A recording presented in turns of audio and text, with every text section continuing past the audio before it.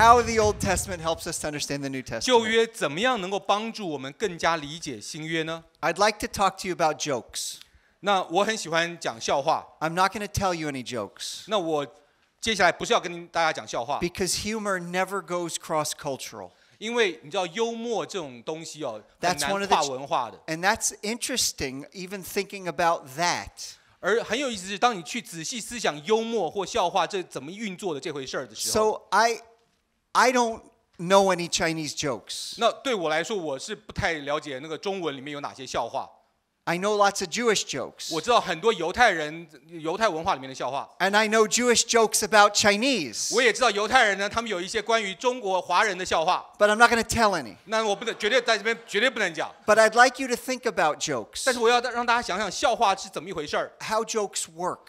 笑话到底是怎么样能够运用，怎么会发挥功用的？ Have you ever tried to tell a joke to a 5-year-old 我 child? 不知道你有没有试过跟一个小朋友5岁小孩跟他讲笑话， You ever try that? 你有没有试过？ Okay. So, at least in English and in Hebrew, 起码不管是在英文或希伯来文， you tell a joke to a 5-year-old. 你跟一个5岁的小朋友跟他讲一个笑话， Here's what's really interesting. 那有意思的地方在于， He understands all the vocabulary. 你讲的每一个字他都懂， He understands the grammar. 你讲的文法他也懂， He understands the syntax. 他连那个上下文的那个句法他也懂， He understands every word, 他每个字他都明白了， but he doesn't get the joke, 但是他听了他不会笑。 right? You ever think about that? 你想过为什么吗？ Why not? 为什么他不会笑呢？ Well, jokes work with intertextuality. 为什么？因为笑话本身它就有一个文本互涉的概念在背后。You have to know the world outside the joke. 换句话说，笑话之外的东西你必须先理解了。 You have to be sensitive enough to the signs in the joke that point you outside the joke. 你必须要对那个笑话里面的一些蛛丝马迹够敏锐，因为它像指向笑话外面的东西的。 To actually get the joke. 你要知道笑话外头的东西，然后才能明白笑话里面。So the joke is not enough in and of itself. 所以换句话说，笑话本身单独自己它是没有用的， It requires intertextuality. 它需要一个文本互涉的机制在背后运作才行。 Let me just simply suggest to you 所以我个人认为， that in some ways the New Testament books function like a joke. 就某方面来说，新约书卷它的功用、它的运作方式，就有一点点像幽默笑话那样运作的方 I 式。 don't mean this in a disrespectful way.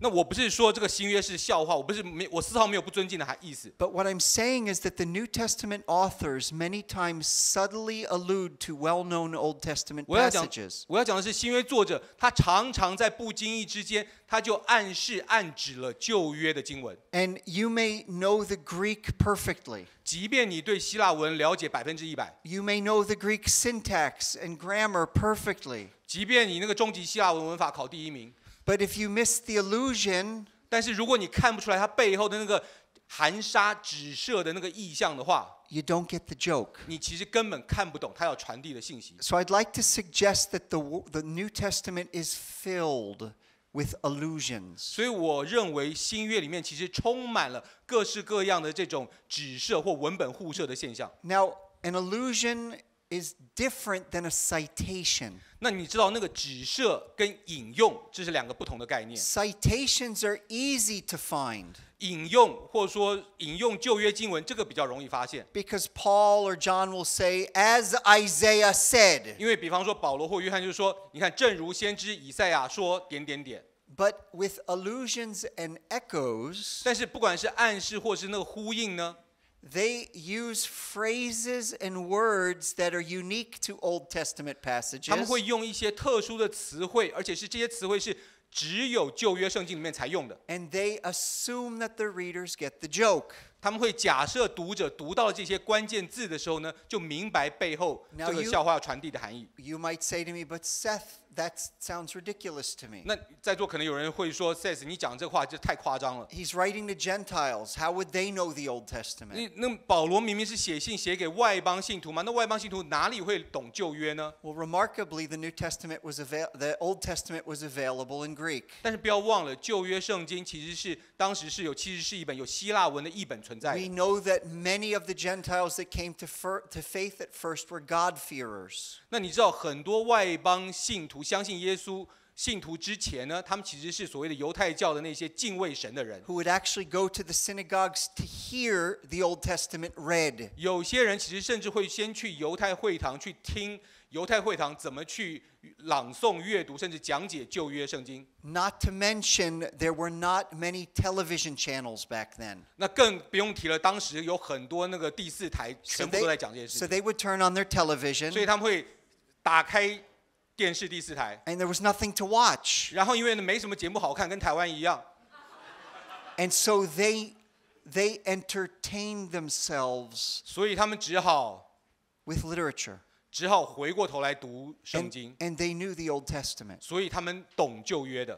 And so I would like us to look 所以我想要邀请大家一起来看， at the Gospel of Matthew. 一起来看马太福音。 And I'd like to convince you that the whole structure of Matthew 我想要说服大家，整个马太福音的结构， is built on a careful engagement with the Torah. 它整个结构其实是跟旧约妥拉之间有一个非常精细的设计跟互动的。 And as I said, some people here might say, wow, that's convincing. 那我刚刚讲过，有些弟兄姊妹听我讲完，他会觉得说哇很有道理。 Some people say that was very creative. 那有些人会说哦，这个人实在是自己太有创意了。 But let me just ask you a favor. 但是我好不好，请大家帮我一个忙， Please be Bereans. 好不好？我们一起来学习那个庇里亚人的精神。 Search the scriptures 你去查考圣经怎么说， and test the things I say. 你来检验我所说的东西到底是与不是。 Because sometimes bald people don't always get things right. 那有时候呢，因为秃子讲的话呢，不一定都对的，大家不能乱信。 Okay. So we're going to look at the structure of Matthew's gospel. 所以我们要来看一下马太福音的结构。 There are 28 chapters in the Gospel of Matthew. 马太福音有28章， And there are very interesting structural clues to see the ways in which Matthew put the gospel together. 很有意思的是，马太留下了一些线索，让我们看出来马太是怎么样写他这卷福音书的。 In rough, broad strokes, 那我整体概略的来讲， the body of the gospel is divided around 5 discourses. 整个马太福音的那个主体呢，大概是环绕着5个不同的讲论。 And so 5 times in the middle of the book or in the body of the book it says when Jesus finished saying these things. 所以这5大讲论，每一次最后结尾的时候都说，哦，耶稣说完了这什么什么一切的事情，就怎样怎样怎样。 Well, the discourses begin in Matthew chapter 5而这整个讲论呢，从马太福音第5章开始， and end in Matthew chapter 25, 而且一路就到了马太福音25章， which suggests that Matthew chapter 1 through 4意思是说马太1到4章 is the introduction to the gospel. 是马太福音的前言， And Matthew chapter 26 through 28 is the conclusion to the 而 gospel. 马太福音26到28是结语。 Let me simply suggest to you that the introduction to the gospel very strategically alludes to the Pentateuch. 所以我就给大家一些证据，让你看到马太福音的前言里面非常关键的，它就在暗示我们那个摩西五经。 Matthew chapter 1 opens with the genealogy of Jesus. 马太福音第1章1节一开始就在讲耶稣的家谱， And the word there for genealogy is a very interesting word. 而且他那边用来讲家谱的字呢是非常特别的字， It only appears twice in the Septuagint. 在70释译本里面只出现2次， In Genesis chapter 2 verse 4在创世纪2章4节那 and 边， in Genesis chapter 5 verse 1. 还有创世纪5章1节这边， And much like the introduction to John's gospel, 就很像约翰福音前面的一开始， in the beginning was the Word. 太初有道， We hear that and we're immediately back in Genesis 1. 你听到太初有道，马上把你带回了创世纪第一 Let 章。 me just suggest to you that the phrase that Matthew uses to open his gospel 我跟大家说，马太一开始他福音怎么样开场的那开场白， functions in the same way. 其实是一模一样的功用。 We're brought back to the genealogies of the Pentateuch. 马上就把读者带回到了摩西五经的家谱里 And 面， particularly the genealogies of Genesis. 特别是创世纪里头的家谱。 So the Gospel of Matthew kicks off with an allusion to the beginning of the Pentateuch. 所以等于换句话说，马太福音一开场，他马上就给了我们一条线索，让带我们回到创世纪， And the genealogies. 还有带我们回到家谱。 Well, then we come to Matthew chapter 2. 然后到了马太福音第2章。 Now, Matthew chapter 2 is filled with allusions to Moses and the Exodus. 那马太福音第2章里面呢，充满了那个暗示，把我们带回到出埃及记还有摩西的。 And again, we could spend hours on Matthew chapter 2. 光是马太福音第2章，你可以花好几个小时的时间来研读 But 它 let me contend to you that when you read how Herod behaves, 那然后特别是我请大家今天来看一下，到底那个希律他的是怎么样回应、怎么 how 样 he 反应的。 sends others to do his dirty work, 希律怎么样去派别人帮他做那个肮脏事情？ how he kills the Hebrew boys 2 years and under. 他怎么样杀了那个以色列2岁以内的那些孩子？ We are reminded of Pharaoh who sends others to do his dirty work 马上会让你联想到法老怎么样派别人去做那肮脏工作， and kills the Hebrew babies 2 years and under. 把所有那个2岁以下的孩子全部杀掉。 There are a number of other allusions to the Pentateuch and in Matthew chapter 2. 而且光在马太福音第2章里面还有好几处经文都指向了五经。 Let me give you a kind of also a parenthetical note. 我中间插一段跟大家解释一下。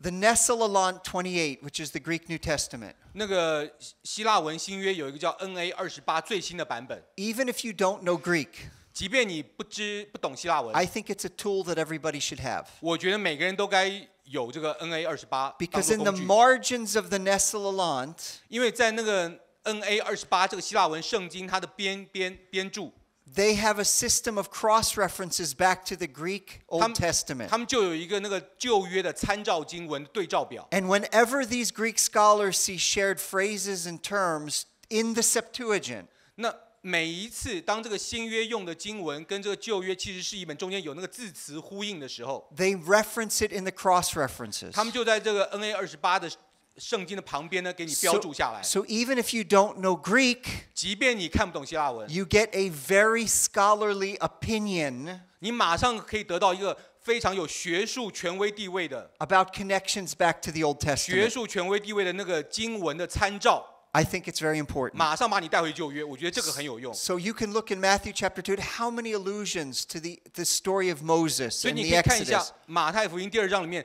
到处都是那个指向旧约的经文参照。 But what's remarkable is that we find Jesus and his family in Egypt. 而且很有意思的是，你发现说耶稣他们一家人到了埃及， And then according to Matthew 2:15, 然后按照马太福音2章15节的说法， Jesus is brought out of Egypt. 耶稣要从埃及被带出来。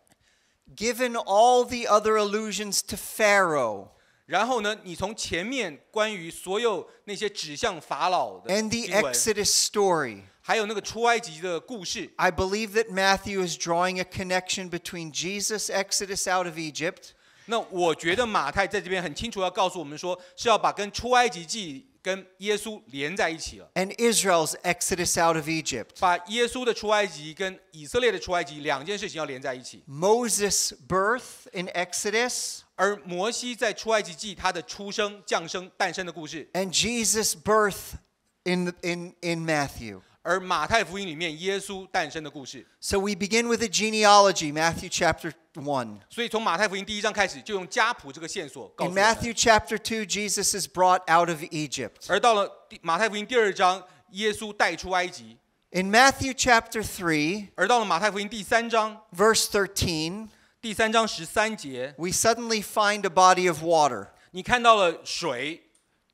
And here we have the baptism of Jesus 马太福音13章这边讲耶稣受洗， in the Jordan River. 在哪里？约旦河。 Now, what's very interesting 很有意思的是， is that in the Old Testament, 在旧约里面， there's a direct reference or connection between the parting of the Jordan 把约旦河水分开， in the book of Joshua 在约书亚记里面提到这个事情， and the parting of the Red Sea 把约旦河水分开这件事情， In 跟把红海分开是两个是连在一起的。 in Exodus 14 and 15. 在出埃及记14、15章讲红海分开，跟约书亚记讲约旦河分开，两件事情是相连的。 I'd like to suggest to you 所以我想要跟大家说， that Jesus comes out of Egypt 耶稣从埃及被带出来， and through the waters of his baptism 而且透过他在约旦河的受洗， as an echo of the story of Israel and Moses. 其实是呼应了摩西还有出埃及记的故事。 Now you might be looking at me and say, Matt, come on, Seth, Matthew 3, through the waters.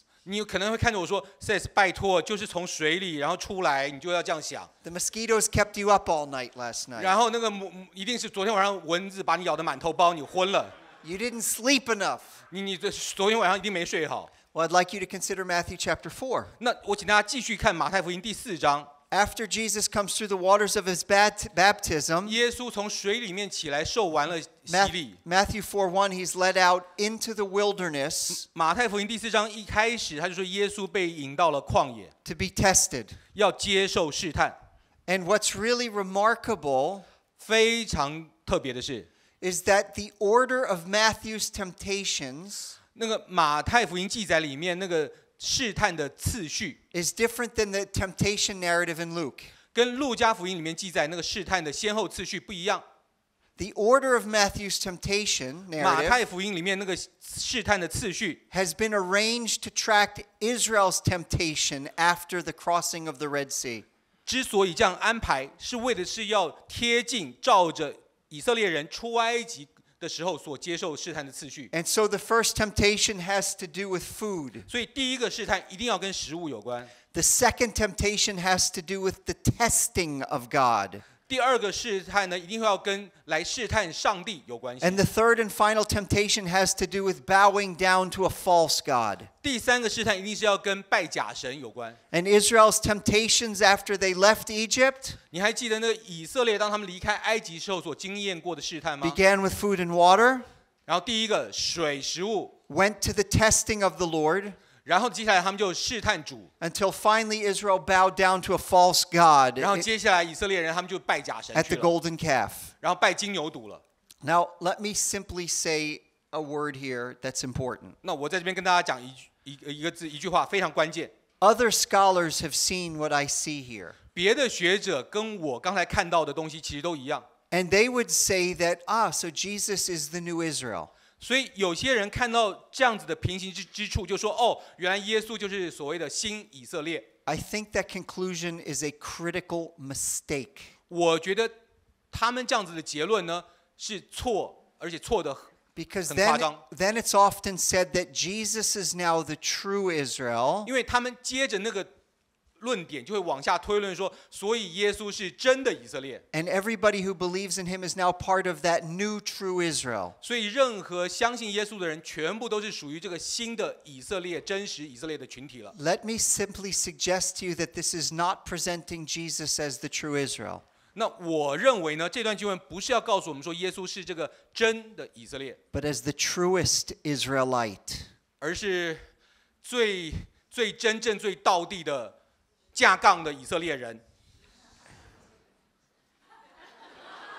You told a joke. 不要笑，最真正的以色列人。I told them truest The truest Israelite. Israelite. Yes. Good. I'm going to trust that that's what you said. But I'm suspicious. 他就最真正的以色列人。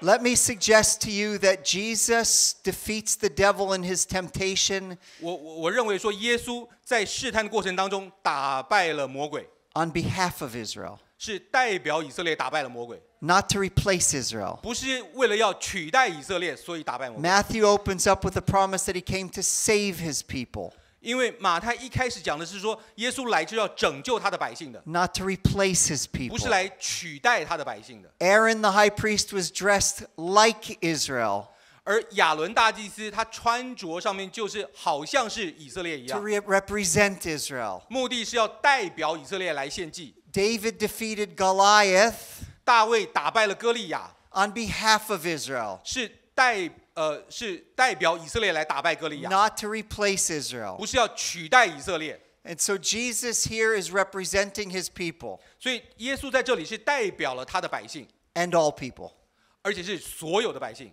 He's defeating the devil for Israel and all nations. 他打败了撒旦，是不但是为以色列人，也为地上万国打败了撒 I 旦。 know this from Matthew chapter 28. 为什么我知道？因为从马太福音28章， This is the Savior of the world. 因为耶稣他是全世界的救主。 The genealogy is like the beginning of the Pentateuch. 前面的家谱跟五经一模一样。 He comes out of Egypt. 他接下来又出了埃及， He goes through the waters of his baptism. 他又经过了水的洗礼， He's tempted in the 他又 wilderness. 在旷野接受试探。 By the way, he fasts for 40 days and 40 nights. 然后更不要忘了，他在这边禁食了40昼夜。 Can you think of anybody else who fasted for 40 days and 你告 40诉我还有 nights? 谁禁食40昼夜的？ Moshe. Moshe. Moshe. Moshe. 摩西 Moshe. Moshe. 摩西 Moshe. I said that. ，Yeah， Now, you might still think I'm being very creative. 那可能还是有些弟兄姊妹觉得我太有创意了。 You might be saying, Seth, this is nonsense. 你也有可能说 ，says 你根本在乱讲。 Matthew chapter 5 opens up his discourses. 马太福音第5章，耶稣就开始了他的讲论。 So Jesus has come out of Egypt 你看，耶稣出了埃及， through the waters of his 透 baptism, 过水的洗礼， tempted in the wilderness. 在旷野接受了试探。 And then in Matthew chapter 5, 然后到了第5章呢， he goes up a mountain 他上了山， and he brings his disciples 然后把他的门徒招聚了过来， to give them his instructions. 把耶稣的教导教训他们。 Still think it's a 你 coincidence? 觉得还是在巧合碰巧而已吗？ I don't. 我不认为。 Now we've come to the body of Matthew's gospel. 接下来我们就要看到马太福音的本体了。 We have Yeshua's fivefold Torah. 我们有所谓耶稣的5重妥拉或5段的妥拉的讲论。 So as we said, Matthew 5, 1 through 2, 所以我说马太福音5章1到2节， you can read that. 马太福音5章1到2节，耶稣看见这许多的人，就上了山，既已坐下，门徒到他跟前来，他就开口教训他们说。 It's very difficult not to see an allusion to Sinai. 你看到这边，你要是没想到西乃，那我真的输给你了。 You, 对不起，就是读到这边想不到西乃山，那代表你根本就没有读旧约。OK。 any volunteers to translate? I like you. 谢谢，我快失业了。He's getting back at me his last time here. I get it. Okay. So, Sermon on the Mount is the first instruction. 所以登山宝训是耶稣的第1段讲论。 And I want you to notice in Matthew 7:28, 我要请大家特别来看说马太福音， you have a structural marker in 马太 Gospels, 福音7 in 章 Matthew's Gospel. 马太福音7章28节有一个整个5段讲论的结构的那些线索。 When Jesus had finished these words. 耶稣讲完了这些话， And what I would like to argue is that the Sermon on the Mount is rich with allusions to Sinai. 我会认为说这整个登山宝训里面充满了对于在摩西在西乃山讲论里面的那些线索跟连结， Rich with allusions to the Torah. 充满了许许多多的暗示跟暗集，是提到了妥拉 And 的。 in that passage, Jesus says, you've heard that it said, 因为在登山宝训里面，耶稣不断的说：“你们听见等等等等说， but I say to you. 但我却说。” And remarkably, at the end of his instruction, he talks about 2 ways. 而且最后在整个登山宝训最后，耶稣讲到了说有2条道路。 Those who hear my words 那些听见我这个话， and apply them, 而且去行、去应用、去实践的。 And those who do not hear my words and perish. 还有另外一些人，他听了我的话，结果最后却灭亡的。 Remarkably similar to the conclusion of Moses' instruction in Deuteronomy. 这跟摩西在生命记最后的结论生死祸福一模一样。 In Matthew chapter 10, 在马太福音第10章， we have the missionary discourse, 你有一段是关乎宣教的讲论， which once again concludes with Jesus finishing these instructions. 然后最后的结论是怎么样呢？也是耶稣吩咐完了12个门徒。 In Greek, the phrases are very similar. 而在希腊文里面，它跟前面用的那个片语非常非常的接 And 近。 what I failed to mention 那我刚才还没有提到， is this phrase is also it's found several times in the book of Deuteronomy for Moses when he finishes his instructions. 就是马太用的希腊文，耶稣吩咐完了门徒，这个用的希腊文片语，其实常常在摩西那边的希腊文圣经里面，他吩咐完了一切的话之后，用的片语一模一样。 In other words, each discourse ends with an allusion back to Moses, the great teacher. 换句话说，马太福音的这5段讲论，每一段的结尾都再次把我们带回到了摩西这位伟大的教师那 In 边。 Matthew 13, 在马太福音13 we 章 have the parable discourse. 有一整段在许许多多的比喻 And 的 in 讲论。 verse 53, 在13章的那个53节那 when 边， Jesus had finished these parables. 耶稣说完了这些比喻。 In Matthew 18, 在马太福音18章， we have the discourse on the church. 我们有一整个讲论是关乎教会的。 When Jesus had finished these words. 然后等到耶稣说完了这些话， Matthew 19:1. 马太福音19章第1节， Remarkably, we come to the discourse on the last days. 然后接着就进入到了说耶稣讲论末后的日子的讲论。 Matthew 24 and 25. 马太福音24、25章， Quite remarkably, 非常非常特别的是， it ends like this in 26:1. 他马太福音26章第5段讲论最后怎么结尾呢？ Can you read that? 马太福音26章第1节，耶稣说完了这一切的话，就对门徒说。 When Jesus had finished all these words. 耶稣说完了这一切的话。 Now, this is a direct citation of Deuteronomy 31:1 in the Septuagint. 这是直接引用70士译本上面的《生命记》31章第1节。 The reading in the Masoretic text is different. 那马索拉文本在《生命记》这边的读法跟70士译本不一样。 In the Masoretic text, 在马索拉文本里面， it says, Vayelech Moshe. 然后《生命记》31章1节就说 Vayelech Moshe， And Moses went. 然后马索拉文本说《生命记》31章是什么呢？是摩西就离开了。 In the Septuagint, it says, and when Moses finished. 然后，但是在70士译本里面却说是摩西讲完了，完毕了。 Which in Hebrew is what we call a sikul otiot. The letters have flipped. 就是在希伯来文里面，我们讲说这2个字的字母啊，就是两个说法的字母是前后翻过来变化了。 The Septuagint reads this vayachal. 那70士译本的读法是 vayaha， When he finished. 他讲完了， Same letters, 同样一个字， they're flipped. 然后但是把那个字母调位了。 Let me say something else quite remarkable. 我另外跟大家讲一个很特别的地 Not 方， only is this a direct citation or an allusion to Deuteronomy 31 verse 1, 不但马太在这边是直接引用，甚至是按及《生命记》31章1节， in Deuteronomy 31 verse 29, 在《生命记》31章29节那边， we're told that Moses' final discourse is about the last days. 然后那边说得很清楚，摩西最后的讲论是要关乎末后的日子。 And so Deuteronomy 31 and 32 is focused on the last days. 所以《生命记》31、32章里面的讲论，全部是关乎末后日子要发生的事情。 And so we have in this fivefold Torah of Jesus, 所以在这边我们看到是耶稣他的5重的讲论， the first instruction parallels Mount Sinai, 5重的讲论，5重的妥拉，每一段的结束全部都是跟 and the 西乃平行。 final discourse parallels Moses on the plains of Moab. 第一段讲论跟西乃山的讲论平行，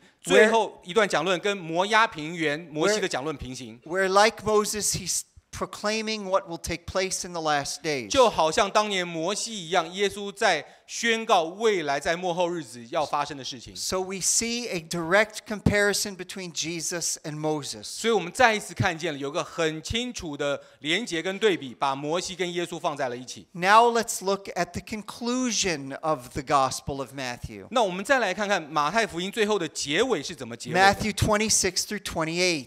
马太福音26到28章。I say it's the conclusion. 我说这是结论结尾， But more properly, I ought to say it's the climax. 但是可能更恰当的说法，这应该是马太福音的最高峰高潮。Because in the introduction to Matthew's Gospel, 因为一开始马太福音前言的地方， we are told his name is Yeshua.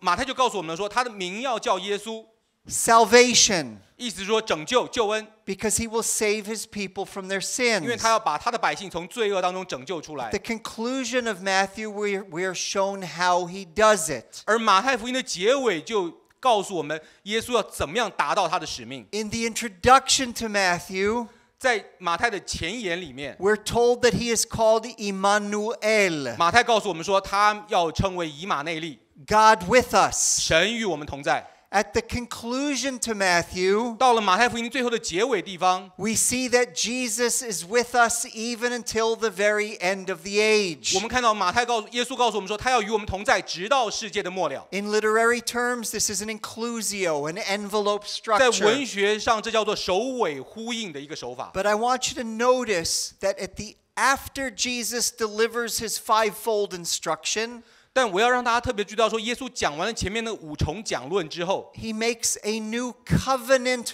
with his people. 他开始与他的百姓立了新的盟约。 Matthew 26, 26 through 29. 马太福音26章26到29节， Please read it.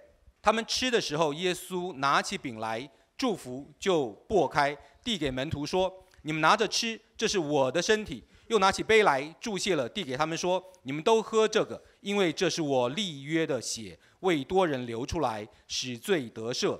但我告诉你们，从今以后，我不再喝这葡萄汁，直到我在我父的国里同你们喝新的那日子。” I would like you to notice 我想要请大家特别注意， verse 28.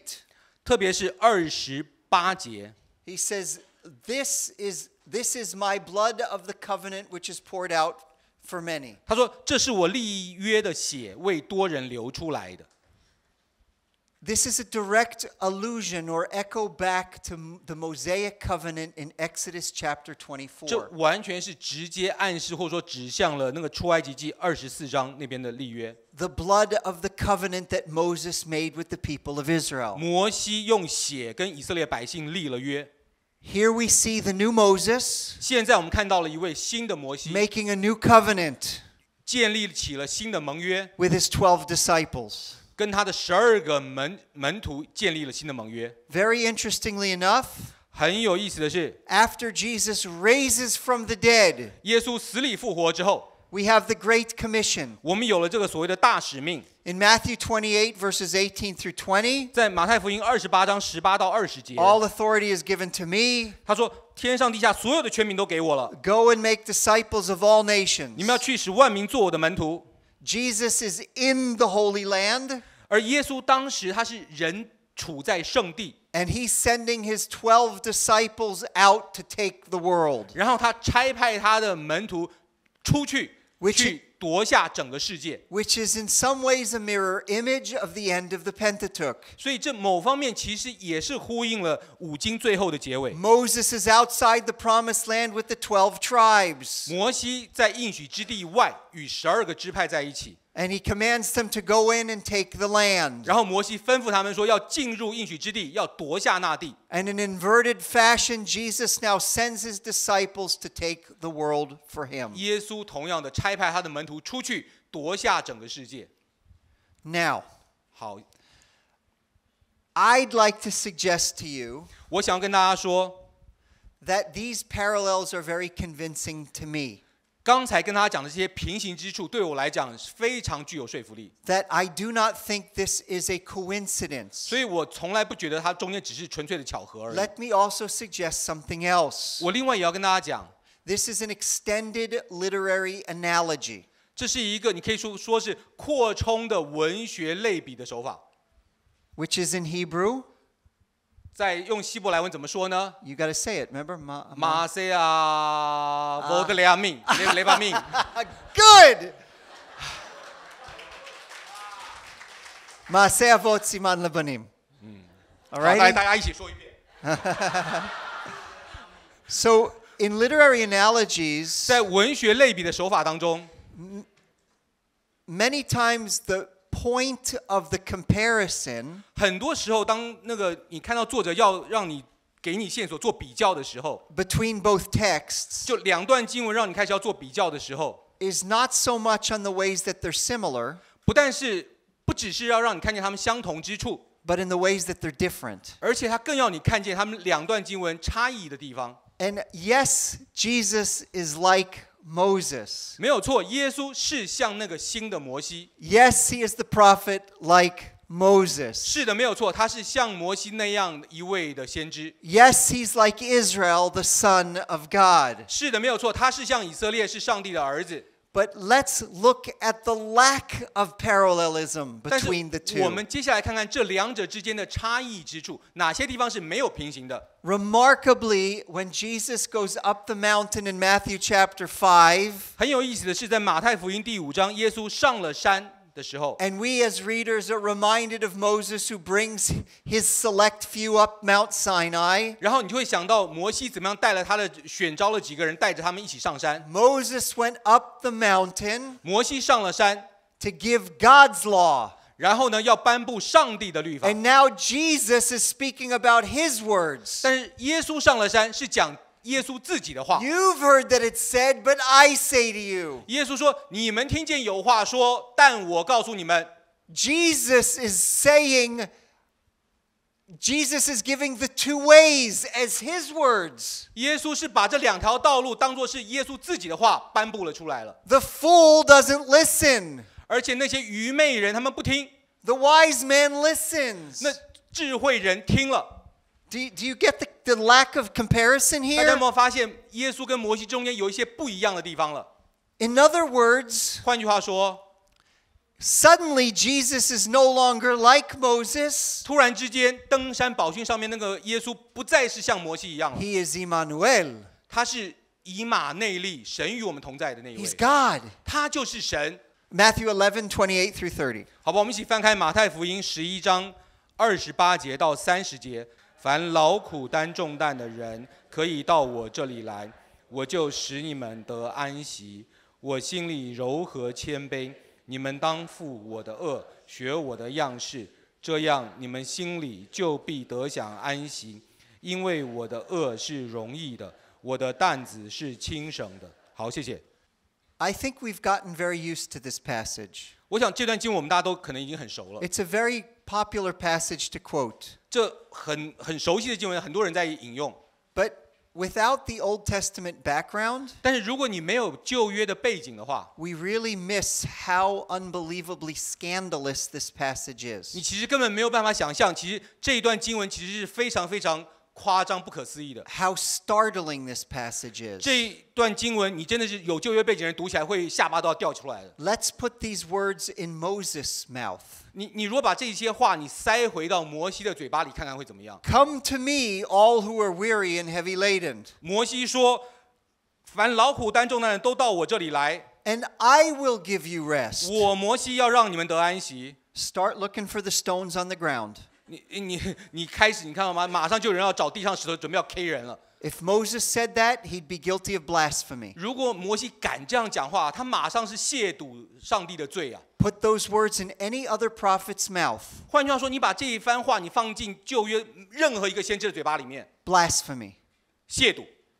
Jesus is saying, come to me. 但耶稣却说：“到我这里来。 Now, what is the yoke that he wants us to take? ”那到底耶稣叫我们背的轭是什么东西呢？ I realize it's metaphorical 那我知道这个东西只是一个比喻性的说法， of a bull or an ox wearing this yoke. 因为你知道牛耕田，它背后要背一个轭的。 But let's put the metaphor aside. 但是你先把这个象征的东西呢放一边。put it in the context of the Jewish world, 你把它回到犹太世界的角度来 the 想这个， rabbis talked about putting on the yoke of Torah. 拉比怎么说这个轭？他说是妥拉的轭要背负在犹太人的身上 The。yoke is a body of teaching, it's instruction. 轭是什么？是一整套的教导跟训诲。 This is a call to discipleship. 这就是在犹太世界所谓的那个门徒训练、门徒带领。 Take my yoke, 你做学生的，你要背负这个师傅 take 的轭， my teaching, 你要接受这个师傅的这个教导， and learn from me. 然后学我的样式， And you will find rest. 然后你们就必得享安息。 If Jesus is not fully and completely God, 如果耶稣不是100%的上帝， this is a completely blasphemous statement. 这完完全全这句话根本就是亵渎上帝的罪。 Think about the Great Commission. 你再想想看，那个大使命， Go into all the world 你们去10万名， and make disciples, 10万名做我的门徒， teaching them everything I've told 把 you. 我所教导你们的都教给他 In the 们。 context of Matthew, 但是从马太的整个上下文里面来看， that would be our dedication to the 5 discourses in discipleship. 代表是说我们要把这个耶稣的5段的讲论当作是我们门徒训练的核心教材。 Now, let's consider Matthew's joke. 那我们来想一想，马太如果他是在写一个笑话的话， I'd 那他 like- 这个笑话是怎么写的？ I'd like to suggest to you, 我想要跟大家讲的是， you can be an expert in Greek Matthew. 你可能在希腊文真的是非常的熟悉，而且你完全看过马太福音的希腊文， You can be an expert in grammar and syntax of Matthew. 你文法句法都一流， You can be an expert in knowing and memorizing the whole gospel of Matthew. 你甚至可以把马太福音倒背如流。 But if you miss these allusions and echoes, 但是如果你错失了马太里面指向或呼应到旧约的这些线索的话， I'd like to suggest that you miss the joke. 我会说你根本还看不懂马太所要写的这个笑话。 Yeshua is not only the prophet like Moses. 因为耶稣并不只是一个好像另外一个像是摩西的先知而已， He's not only the Savior. 他不只是一个救赎者而已 He's，not only a teacher. 他也不只是一个教师老师而已。 I'd like to tell you about Irving. 我要跟大家讲，有一个人叫做 Irving， Irving is a friend of mine 那 Irving 是我的朋友， who was an ultra-religious Jewish man from Canada. 他是从加拿大来的一个超级那个正统的犹太人。 Irving was a Torah reader in the synagogue. 他是在会堂里面负责朗读妥拉的人， He actually memorized the Hebrew Torah by heart. 他把整个希伯来文的妥拉全部都背下来了。 I can barely remember John 3:16. 我根本没办法把那个约翰福音3章16节背下来。 He memorized the entire Hebrew Torah. 他把整个希伯来文的妥拉全部都背在脑袋里面。 In the 1980s, 在1980年代， somebody randomly picked up a phone and called Irving's home. 那有人呢不晓得怎么样，就打电话打到了那 Irving 他家里 It 去。 was a 16-year-old teenager.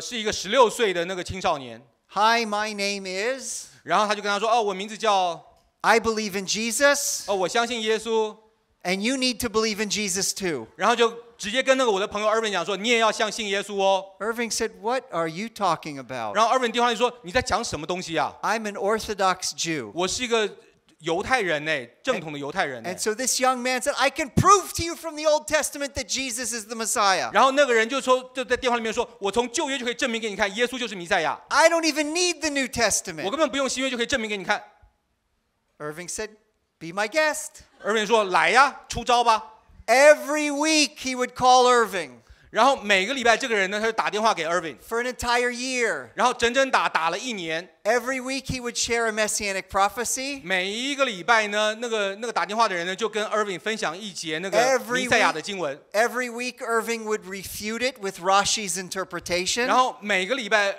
Irving 怎么样办呢？就用那个拉西的解读方式来回应，来驳斥。 And after a complete year, Irving was completely convinced that Jesus cannot be the Messiah. 所以搞了1整年之后 ，Irving 他自己更加的确定，耶稣绝对不可能是弥赛亚。 A year later, the young man calls Irving up on the phone. 然后之后呢，那个年轻人又再次打电话给 Irving， Irving? 他说Irving， 妈妈呼呼。妈。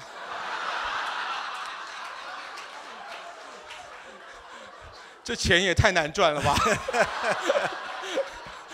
He says, Irving, I would Irving. like to ask you something. 他说 Irving 好不好？我问你一件事情。I know that I told you I didn't need the New Testament. 他说我告诉你，我说我本来说我不用新约就可以证明给你看。But I feel like I need to read something to you from the New 但是 Testament. 我现在感觉可能我需要用新约读一点新约给你听，让你 Is it 看看。 okay if I read to you something? 他就问说 Irving 好不好？我可以读一点新约给你听吗？ Well, Irving felt like he won the war. 那 Irving 当时觉得说，他看这场仗我打赢了， The white flag was up, 你看对方在竖白旗了， and now he was ready to gloat in his victory. 然后我 Irving 马上就要享受我犹太人的胜利了。 And so this young man read to him the Sermon on the Mount. 结果这个年轻人电话里面读哪里呢？就在读这个登山宝训， Matthew 5 through 7. 就把马太福音5到7章登山宝训就这样念了一遍。 When this young man finished reading Matthew 5 through 7 over the phone, 这个年轻人在电话里面念完了马太福音登山宝训， Irving's world collapsed. 然后没想到 Irving 他的整个的世界全部都开始瓦解了。 Not only did he realize from listening to the Sermon on the Mount 不但是不是因为说他听了那个有人念登山宝训给他听， that Jesus is the Messiah, 他在那个里面他看见了那耶稣是弥赛亚， he also realized that Jesus must be God in the flesh. 他不但是从登山宝训里面看到了耶稣是弥赛亚，他更看到了耶稣必须是那位神道成肉身的上帝。 He memorized the Torah. 因为他把妥拉倒背如流的， He got the joke. 他完全看懂了马太要传递的那个笑话信息。 Irving is now a pastor in New Jersey. 结果现在 Irving 他是在 New Jersey 那边当牧师了。 Let me give you another example. 我再给大家另外一个例子， Also another common story, a well-known story. 另外一个很有名的故事， Mark 4:35 through 41. 就是马可福音4章36节到41节那边。 Now, we all know the story of Jesus calming the storm, right? 我们都知道耶稣平静风浪的故事， Right? You know the story of how Jesus rebukes the wind. 大家都知道耶稣斥责风浪。 Well, I'd like to look at Mark's version of the story. 我想要请大家来看那个马可福音，他怎么写这个故事 And 的。 I'm going to tell you the story, 我要跟大家讲这个故事， and I want you to see if you can think of another story in the Old Testament like it. 我要让大家想一想，你在旧约有没有听到过类似的故事？ Jesus gets into a boat. 耶稣上了船， There's a terrible storm. 然后风浪甚大， The boat starts filling up with water. 然后水灌进了船里。 Jesus is asleep on the boat. 耶稣在船上睡觉， The disciples wake him up and say, "Don't you care that we're perishing?" 门徒把他摇醒说：“我要死了，你难道你不在乎吗 The wind and the waves are rebuked.？” 然后耶稣起来斥责风浪 There's，a calm on the water. 然后水面就平息 The 了， disciples fear a great fear. 然后门徒们大大的害怕。 Does that remind you of any other 大 story in 家 the 有 Old 想到 Testament? 旧约圣经当中有类似的故事吗？ Jonah.